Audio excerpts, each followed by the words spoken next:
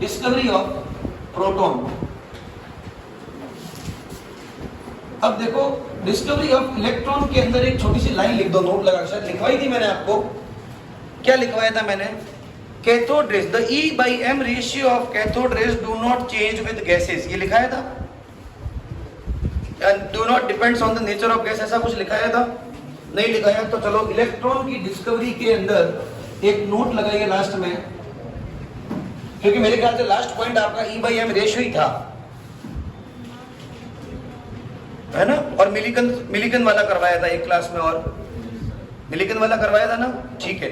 इसके बाद में लिखिए, मिलिकन वाले एक्सपेरिमेंट के बाद में एक note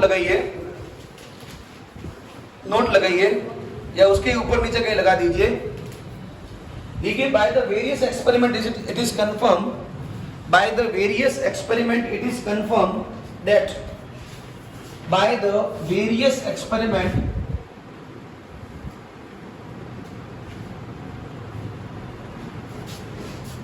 it is confirmed that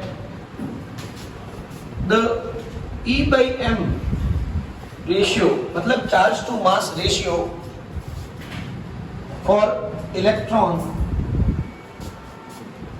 is always same for every gas or every atom. It do not change with changing gas. It do not change if the gas filled in discharge tube changed. अगर आप discharge tube में hydrogen भर दो, helium भर दो, lithium भर दो, beryllium भर दो, तब भी कैथोड रेज से निकलने वाले पार्टिकल का E by M रेशियो हमेशा क्या रहता है? सेम। बात समझे? याद रखना हमेशा। क्यों सर? क्योंकि देखो, ये मैं बार बार बता चुका हूं, एक बार और बता देता हूं। कैथोड रेज, पहली बात तो एक दिमाग में रखना, हम ये कह रहे हैं कि कैथोड रेज मटेरियल से निकलती है। अरे भाई, मटेरियल ये जो प्लेट है वो तो है ही, एक्चुअली जो इलेक्ट्रॉन है वो कौन सा है? इसमें भरी हुई जो गैस है उसको हमने क्या करा? आयोनाइज। बात को समझना, कैथोड रेज से जो वोल्टेज निकला या जो वोल्टेज मिला उसको, उसने गैस को क्या किया? चार्ज। उससे गैस क्या हुई? चार्ज। मतलब गैस को क्या मिला? एक पोटेंशियल मिला, एक फोर्स मिला। उससे क्या हुआ? ये गैस का पार्टिकल है, मैं कल भी बता चुका हूं, और ये गैस का पार्टिकल एटम अपने ही इलेक्ट्रॉन अपने न्यूक्लियस के साथ जुड़ा हुआ है। आपने जो ये वोल्टेज अप्लाई किया, हाई वोल्टेज अप्लाई किया, ये हाई वोल्टेज इस इलेक्ट्रॉन को इजेक्ट करवाने में काम आ रहा है। मान लीजिए आपने कोई गैस भरी ए, तो ये ए गैस यहां क्या कर रही है? इस एनर्जी को एक्सेप्ट कर रही है और खुद को ए प्लस और इलेक्ट्रॉन में तोड़ रही है। इसमें तोड़ रही है ए प्लस और इलेक्ट्रॉन में। अब यहां मैं कह चाहे ए गैस भरूं, बी भरूं, हीलियम भरूं, नियॉन भरूं, ऑक्सीजन भरूं, नाइट्रोजन भरूं, उनमें से निकलेगा तो क्या? इलेक्ट्रॉन ही। क्या निकलेगा? तो ये इलेक्ट्रॉन जो होगा, ये तो हर एटम में प्रेजेंट जो होता है वो सेम ही होता है। लेकिन जो ये है, ये मेरे लिए क्या है? Anode rays. एनोड रेज का पार्टिकल कौन है? ए प्लस। आपको याद हो तो मैंने लास्ट क्लास में आपको बोला था, अभी मैं और बताऊंगा, जब मैं हाइड्रोजन गैस लेता हूं तब मेरे प्रोटॉन का मास हाइड्रोजन के मास के सेम आता है। लेकिन अगर मैं यहां पर कोई दूसरी गैस लेता हूं तो मेरी एनोड रेज पार्टिकल का मास डिफरेंट आता है, मल्टीपल आता है। मल्टीपल क्यों आएगा? क्योंकि जो मैं गैस भरूंगा, देखो यहां पर याद कर देना, यहां से प्रोटॉन मतलब एटम के अंदर से न्यूक्लियस बाहर नहीं आता है, ये पॉजिटिवली चार्ज्ड आयन बाहर आता है। बात को वापस समझेंगे, एक इलेक्ट्रॉन जो आपका इधर से इधर एनोड में जाते हुए दिखता है, तो जो आपको एक कैथोड की तरफ जाते हुए दिखेगा ना, जो भी हम नेक्स्ट पढ़ने वाले हैं, वो एक्चुअली कोई पॉजिटिवली चार्ज आयन है, प्रोटॉन नहीं है कि भाई प्रोटॉन निकल गया और एटम को तोड़ दिया, एटम टूटा नहीं है। ये एक पॉजिटिवली चार्ज्ड कैटायन है जो कि किधर जा रहा है, कैथोड की तरफ। तो मुझे बताइए, ये positively charge cation different different gases के लिए डिफरेंट डिफरेंट नहीं बनेगा क्या? बनेगा। H के लिए ये H+ बनेगा, है ना, हीलियम के लिए He+ बनेगा, है ना, ये नियोन के लिए Ne+ बनेगा, ये ऑक्सीजन के लिए O+ बनेगा, नहीं बनेगा? यही पॉजिटिव चार्ज कहां जाएगा? कैथोड की तरफ, ऑपोजिट डायरेक्शन में। तो मुझे बताइए, हर बार उस कैटायन का E/m बदलेगा कि नहीं बदलेगा? क्योंकि E/m किस पे डिपेंड करता है? मास पे। और हर गैस का मास बदल रहा है, तो क्या उसका E/m रेशियो भी बदलेगा ना? इसलिए ये स्टेटमेंट बहुत इंपॉर्टेंट है कि कैथोड रेडिएशन के लिए E/m रेशियो हमेशा क्या रहता है? फिक्स। लेकिन एनोड रेडिएशन के जो एनोड पार्टिकल होते हैं उनका E/m रेशियो डिपेंड्स करता है गैस पे। मैंने यहां लिखा है do not change with the gas field. लेकिन याद रखना, एनोड के लिए, एनोड रेडिएशंस के लिए चेंज होता है। कई बच्चों के दिमाग में एक गलत फहमी होती है कि सर इधर से इलेक्ट्रॉन उधर से प्रोटॉन। प्रोटॉन नहीं निकला है, let me clear this thing, proton नहीं निकला है, चार्ज्ड पॉजिटिवली चार्ज कैटायन निकला है। और वो अलग अलग गैसों का क्या होगा? अलग अलग होगा। ठीक है, ये और अभी हम लोग जब इलेक्ट्रॉन प्रोटॉन की डिस्कवरी कर रहे हैं उस समय और समझते हैं। चलिए अब हेडिंग लगाइए आप। ये स्टेटमेंट इसलिए जरूरी है बेटा क्योंकि कल को आज अगर 2023 में ऐसा क्वेश्चन आया तो कल को कभी ऐसा मान सकते हो कि ऐसा क्वेश्चन भी आ जाए, the E/m for the proton changed with this, और न उल्टा सीधा बोल दे, तो आपके पास होना चाहिए। चलिए हेडिंग है आपकी डिस्कवरी ऑफ प्रोटॉन। अब चलिए इधर, अब डिस्कवरी ऑफ प्रोटॉन कैसे हुई? तो जैसे ये आपकी कैथोड रे ट्यूब, इसको हमने थोड़ा सा आगे ले लिया, परफोरेटेड कर दिया। ये आपकी कैथोड, ये आपका एनोड, ये हाई वोल्टेज। एक और सवाल कोई पूछ ले, मान लो why in cathode ray tube experiment, CRT experiment बोलते हैं इसको कई जगहों पे, कई बुक पे CRT लिखा हुआ आ सकता है। क्या नाम है इसका? Cathode ray tube experiment. कई बार इसको डिस्चार्ज ट्यूब एक्सपेरिमेंट भी बोलते हैं, तो जो भी ध्यान रखना। Why in CRT experiment gas is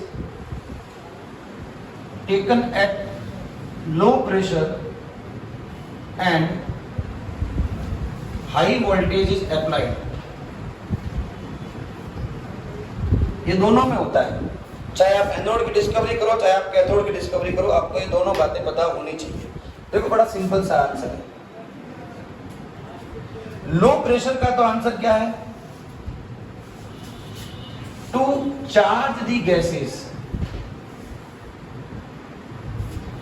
because at high pressure gases are not good conductor of electricity।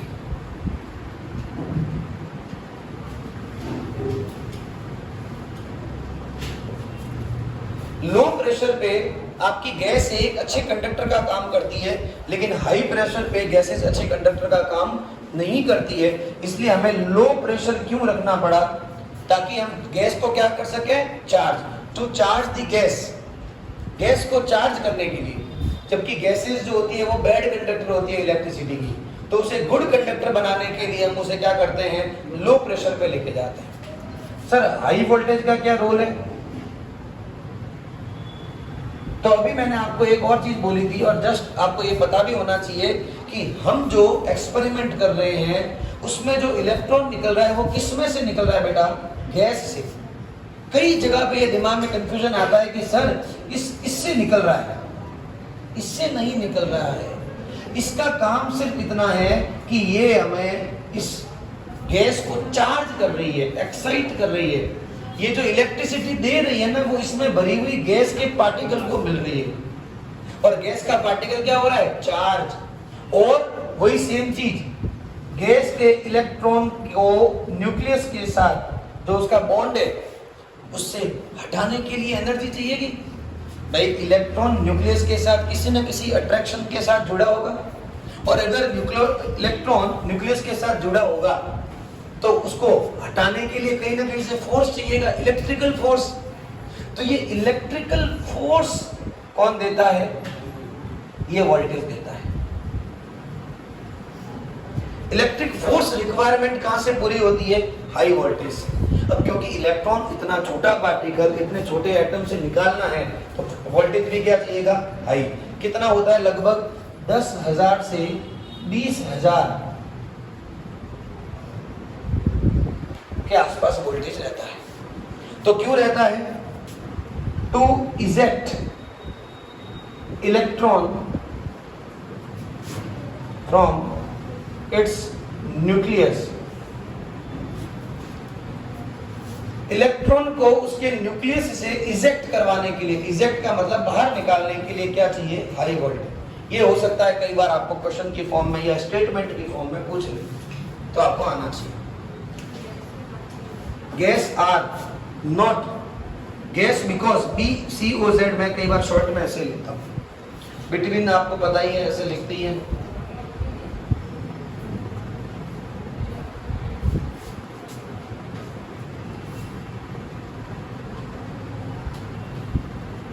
देखो यही सवाल आ गया। चलो एक क्वेश्चन लिख के बताता हूं मैं कि पहले ये हेडिंग लगा रहा कि चलो ये हेडिंग लिख देते हैं, फिर हम क्वेश्चन करते हैं। ठीक है, स्टेटमेंट बेस्ड क्वेश्चन। आपके नोट्स में पेज नंबर तो नहीं पता इसमें, बाकी लिखा हुआ है for cathode rays the value of E/m। जो मैंने अभी बोला वही सवाल है, ये आ सकता है कभी, ये वाला सवाल यहाँ पे। The value of E/m is number 1 is independent of the nature of the cathode and the gas filled in the discharge tube. Am I right? The cathode radiations are independent of the cathode. ये किसका बना है उससे फर्क? Electron gas का है। Also independent of the gas filled in the discharge tube. Yes, it's correct. Second, it is always constant. Yes, अभी लिखाया था आपको जस्ट पहले।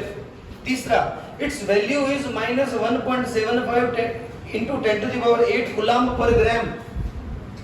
E/m, E/m की वैल्यू coulomb per gram, तो 1.76 तो 758876 हो गया ना, into 10 to the power क्या था?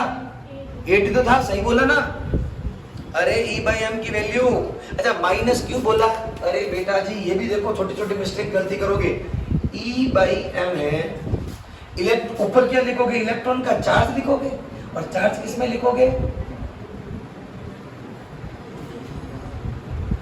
मास क्या लिखोगे? या ग्राम में। तो इसका जो भी आंसर आएगा, कहां गलत है? सर आपने लिखा ही नहीं। मेरे लिखाने से या नहीं लिखाने से कोई फर्क नहीं पड़ता, क्योंकि एक रेशियो है। पर अगर लिखने वाला लिख देता है तो क्या गलत लिखा है क्या? नहीं, बिल्कुल नहीं। लास्ट है all of the above are correct. Yes, fourth option is right. ऐसे सवाल आते हैं, नोट्स देखना। बोले किसी ने जेरॉक्स करवाई, तो मना किया था आपने, चलो पढ़े तो थे, नोट्स भेज दिए। चलिए, ये क्वेश्चन समझ में आया? सिंपल क्वेश्चन है। देखो जितना चीजों को इजी रखोगे उतना अच्छा है। मैं अपने स्टैंडर्ड को या अपने वीडियो के लेक्चर को बड़ा बताने के लिए कुछ और 10 12 20 25 50 नई नई बातें डाल दो जो काम की नहीं है, उसका कोई सेंस नहीं बनता है ना। याद भी तो रखना है, मुझे तो बोलनी है, सिर्फ याद तो तुम्हें रखना है। तो ऐसा काम भी नहीं करना है कि आप लोगों को इतना सारा कॉन्सेप्ट लिखा दें, आवे वेद नहीं उसमें से, और माथा खराब हो अलग से। तो ऐसा काम नहीं करेंगे। इसको मैं हटा दो बेटा, सबने लिख दिया, देखो एक बार आराम से। अब देखिए, इसमें हमने भर दी गैस, कोई भी, यहां मैं लगा देता हूं टू वैक्यूम पंप, जिससे हम उसका क्या कर सकते हैं? प्रेशर चेंज कर सकते हैं। ये कौन है? एनोड। ये कौन है? कैथोड। यहां से क्या आ रही है? Cathode radiations. पूरा कंसंट्रेशन बना के रखें, ठीक है? ये है कैथोड रेडिएशंस, आप समझ जाओगे। यहां से कौन जा रहा है? Anode radiation. यहां हमने क्या लगा दिया? ZNS की फिल्म, फ्लोरेसेंट स्क्रीन जो क्या देती है, ग्रीन अपीयरेंस, ग्रीन ल्यूमिनेसेंस देती है। सब कुछ वही चला, वही इसने पेडल को घुमाया, सब कुछ किया, कैरेक्टरिस्टिक्स सारे हमको पता है नॉर्मली। मेन बात क्या याद रखनी है, जो नोट याद रखना है, हालांकि मैं अभी लिखा देता हूँ, चलो एक बार इसके कैरेक्टर तो लिखा दिए थे आपको वहां पे शाम वाली क्लास में। Characteristics of the anode radiation आप देख के लिख देना, मैं फटाफट बोल देता हूँ। पहला कैरेक्टर है कि ये भी किस में ट्रेवल करती है, स्ट्रेट लाइन में ट्रेवल करती है, ठीक है। एनोड रेडिएशंस भी स्ट्रेट लाइन में ट्रेवल करती है। ये कैसी होती है बेटा, पॉजिटिवली चार्ज होती है ऑब्वियसली, कोई तकलीफ नहीं, बिल्कुल भी नहीं। उसके अलावा ये भी क्या होती है, मटेरियल नेचर की बनी हुई होती है, तभी तो ये क्या करती है, हीटिंग इफेक्ट प्रोड्यूस करती है। और साथ ही साथ मूव दी पैडल, ये पैडल को भी चलाती है। यहां पे अगर मैं पैडल रखूं, ये पैडल भी चलेगा। यहां पर अगर मैं कोई स्क्रीन रख दूं, मेटल की शीट रख दूं, तो उसको हीट भी करेगा। तो इसका मतलब इनका नेचर मटेरियल का होगा, तभी ऐसा काम होगा। चौथा पॉइंट इंपॉर्टेंट जो मैं अभी बता रहा हूं, वही आप इसमें नोट की फॉर्म में भी लिख दें, एक्स्ट्रा में लिख दें। क्या लिखेंगे, the E/M ratio for anode rays, लिखो इसे, E/M ratio for anode rays depends on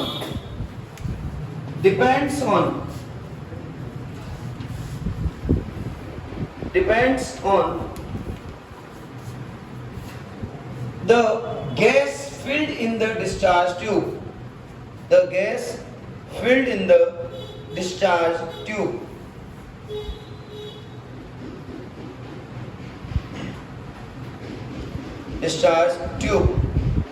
The E/M ratio for the anode rays depends on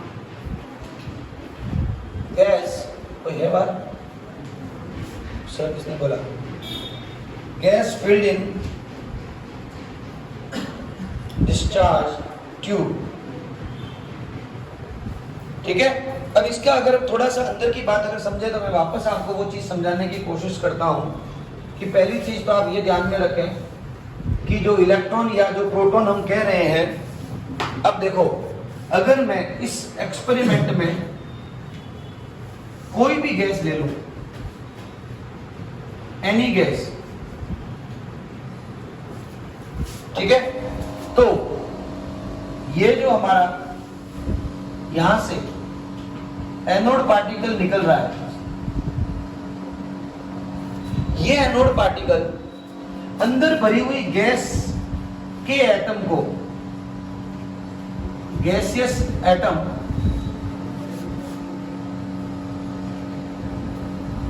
को क्या करेगा, यहां प्रेजेंट गैसियस एटम को क्या करेगा, चार्ज करेगा। क्या करेगा, चार्ज, एनर्जी देगा। चार्ज करने का बेसिकली मतलब क्या है, उसे एनर्जी देगा।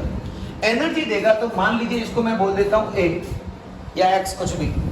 जैसे ही मैं इसको चार्ज करूंगा तो इसमें से क्या इजेक्ट हो जाएगा, इलेक्ट्रॉन इजेक्ट हो जाएगा, इलेक्ट्रॉन बाहर चला जाएगा। तो पीछे क्या बचेगा, ओनली न्यूक्लियस। अब इसको ऐसे तो नहीं लिख सकता मैं, तो क्या लिखूंगा इसको, A+। हमारा ये A+ ही कौन है, एनोड रे पार्टिकल है।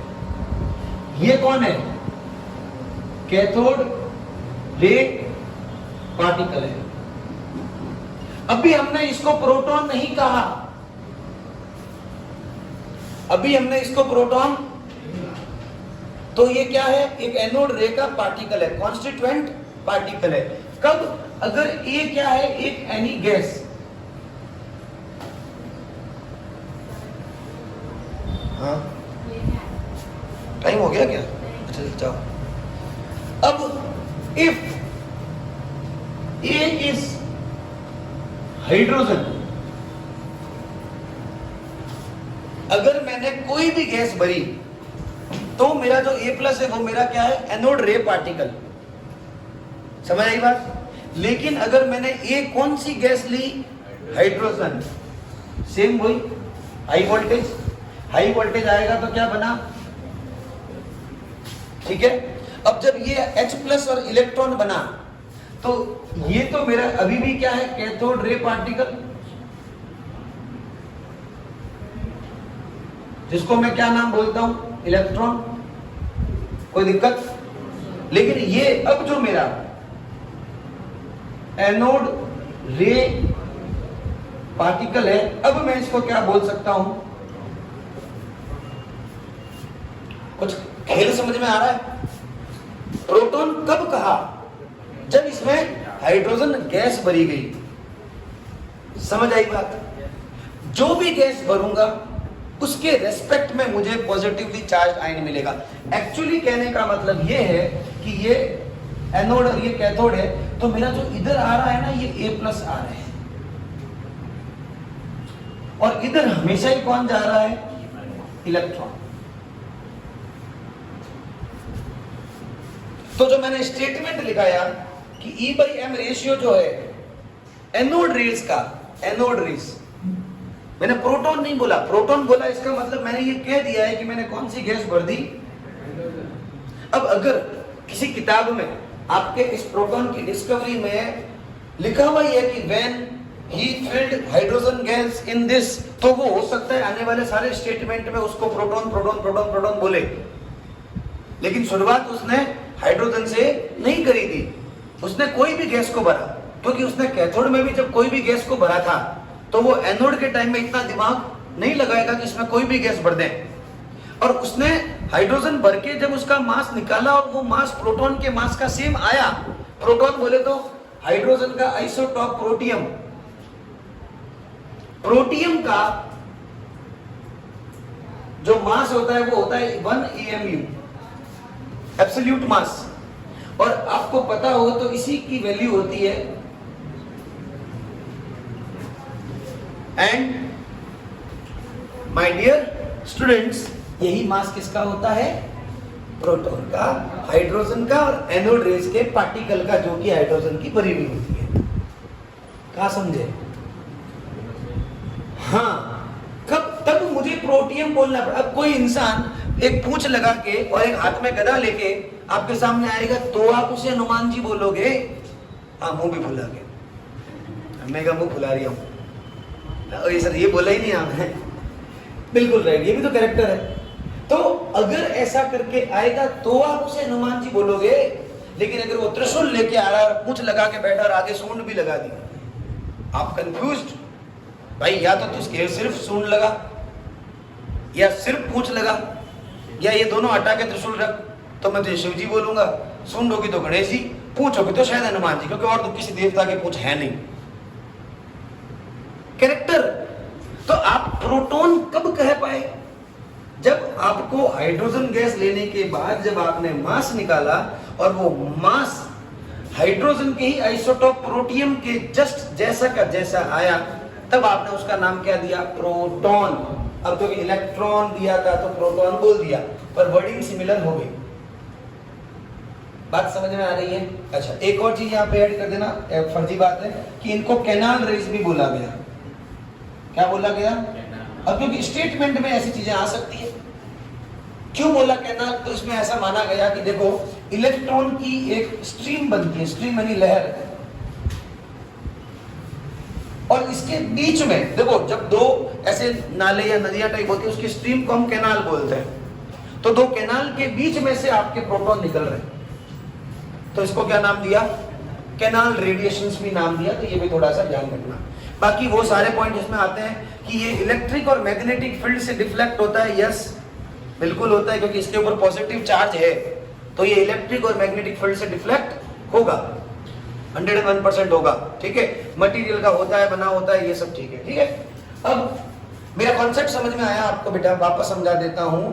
Anode radiations E/M ratio depends on the gas filled in the discharge tube, because let me clear this thing कि जो आपका एनोड पार्टिकल है, that is not exactly a proton, it is the positively charged ion. That's why जब भी ये positively charge ion आपके इधर जाएगा तो इसका E/M रेशियो हर बार बदलेगा, क्योंकि जैसे ही मैं गैस बदलूंगा, गैस का मास बदलेगा, तो मास के साथ साथ में उसका E/M रेशियो बदलना तय है। तो सर प्रोटॉन कब कहा? जब मैंने एनी गैस रखी, इस बात को थोड़ा सा नोटिस करना, मैं कोई भी गैस भरता हूं तब मेरा एनोड रे पार्टिकल कहलाता है ये, और ये अब प्रोटॉन नहीं कहलाया जा सकता। लेकिन जब मैंने इस गैस को हाइड्रोजन रखा, ये जब चार्ज हुई तो इसको हमने नाम क्या दिया? प्रोटॉन, और इसी से नाम क्या पड़ गया? प्रोटॉन, क्योंकि जो भी मास आएगा वो उसके मल्टीपल में आ रहा था। अगर मैं इस ए का मास देखूं तो ये ए का मास 2 multiplied by hydrogen mass, 3 multiplied हो सकता है, 4 मल्टीप्लाइड हो सकता है, 5 मल्टीप्लाइड हो सकता है। क्यों सर? अरे भाई, अगर मान लीजिए यहाँ पर मैंने कोई भी गैस भरी और उसका मास आया मेरे पास 5, अब तो हम जानते हैं कि मास 5 होने का मतलब उसके पास प्रोटॉन 5 है। अरे मास में प्रोटॉन और न्यूट्रॉन दोनों होते हैं, न्यूट्रॉन को एक बार के लिए छोड़ दूं तो 5 प्रोटॉन तो 101% लिखते ही लिखते हैं। चेंज होता है तो न्यूट्रॉन चेंज होता है, और अब तक न्यूट्रॉन की डिस्कवरी नहीं हुई थी, तो मैं 5 प्रोटॉन मानूं। और अगर एक प्रोटॉन का मास इतना है तो उस 5 मास वाले का मास कितना हुआ? 5 multiplied by this, 7 multiplied, 8 multiplied, 10 multiplied, 20 multiplied. समझ में आई बात? तो फिर उसको इसने प्रोटॉन बोल दिया। समझ में आई? ठीक है, यहां तक ओके है, कोई दिक्कत नहीं है। अब आपको कोई पूछे चार्ज ऑन प्रोटॉन, तो इसका लिखना है plus 1.6 into 10 to the power minus 19 coulomb. Electron का charge minus 1.6 10 to the power minus 19 coulomb, और प्रोटॉन का charge plus 1.6 10 to the power minus 19 coulomb. कोई दिक्कत? अब अगर कोई पूछे मास, तो 1.67 10 to the power minus 24 kilogram और ग्राम, ग्राम किलोग्राम करोगे तो कितना हो जाएगा? -27। अरे किसमें क्या दिक्कत है रे? अच्छा, कोई EMU में पूछ ले तो याद रखना 1.0072 AMU, 1.0072 AMU। तो जरा बताना, हाइड्रोजन का एग्जैक्ट मास 1.008 AMU बोलते हैं कि नहीं बोलते हैं? राउंड अप करके 1 बोलते हैं, लेकिन एक्चुअली क्या बोलते हैं? 1.008 AMU। वही तो होता है। तो 1.007 और 1.008 में क्या ही फर्क है? तो कल को अगर ये स्टेटमेंट लिखा हुआ आ जाए the mass of proton is 1.007 AMU, तो क्या इसको करेक्ट कहोगे कि इनकरेक्ट कहोगे? मैं ऐसे स्टेटमेंट वाले क्वेश्चंस खुद बना बना के दूंगा, ध्यान रखना, क्योंकि देखो कब कहां से सवाल आ जाए कोई कह नहीं सकते। आप अगर ध्यान से देखें तो पिछले 20 सालों में आपके इन थ्योरम से, इन शुरुआत के मॉडल्स के पहले की चीजों से सवाल नहीं आया अभी तक। 23 में आ गया, 23 में आ गया, बाकी में नहीं आया था। तो बच्चा क्या करता है? उसको छोड़ देते हैं। एक बार ऐसा होता है, कई चीजें होती है, जैसे मैं ही बोल दूंगा कई बार कि यार अभी तक तो नहीं आया, इसमें तो क्या ही पूछेंगे, छोड़ दो। हालांकि इजी आ गया और काम हो गया, ये तो कोई भी कर सकता है, लेकिन अगर कोई बिल्कुल छोड़ के चला जाए, नहीं करे, तो उसके लिए तो समस्या हो जाएगी ना। तो छोड़ना तो कुछ है ही नहीं। ठीक है, चलिए।